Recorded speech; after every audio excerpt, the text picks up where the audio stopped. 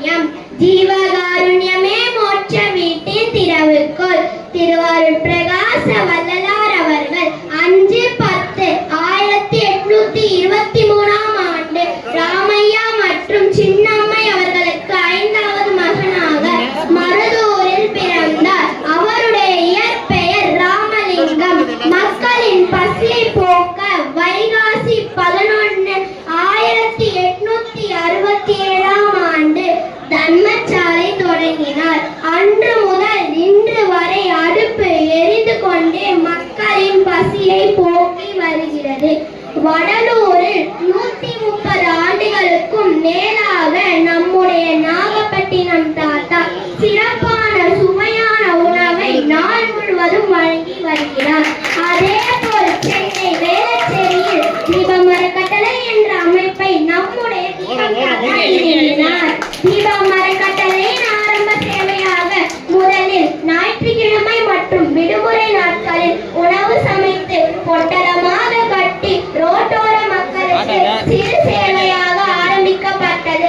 அது இன்று வளர்ந்து நித்திய அன்னதான நடமாடும் தர்மசாலை என்ற ஆலமரமாக வளர்ந்திருக்கிறது. காலையில் கஞ்சி, 3 வேளையான அன்னதானம், மதியம் வாழை இலையில் வயிறார சாப்பாடு என சிறப்பாக நடைபெற்றுக் கொண்டிருக்கிறது.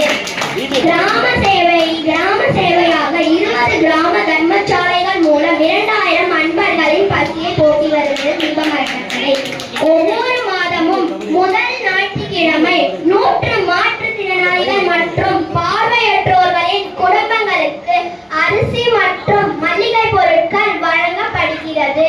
மாதந்தோறும் முதல் ஞாயிற்றுக்கிழமை இலவச மருத்துவ முகாம் மற்றும் அப்பலோ மருத்துவமனை மூலம் இலவச மருத்துவ முகாம் போன்றவற்றை நடைபெறுகிறது.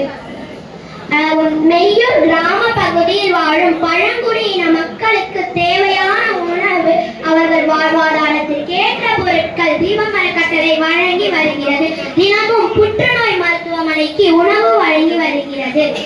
கிராம சேவையின் முதல் கட்டமாக செஞ்சி ஜோதி மாமலையில் தர்மசாலை நிறுவி நம்முடைய தீபம் தாத்தா செஞ்சி அரசு மருத்துவமனையில் உணவு வழங்கி வருகிறார். கோசாலை நிறுவியுள்ளார். இன்னும் வள்ளலார் கோட்டம், தோட்டம், அடர்வளம், மூலிகை பண்ணை போன்றவற்றை நிறுவ உள்ளார். தீபமரக்கட்டளையின் செயல்பாடுகள் மென்மேலும் வளர நாம் அனைவரும் நம் தீபம் தாத்தாவுடன் இணைந்து செயல்பட உறுதியேற்போம் என சொல்லி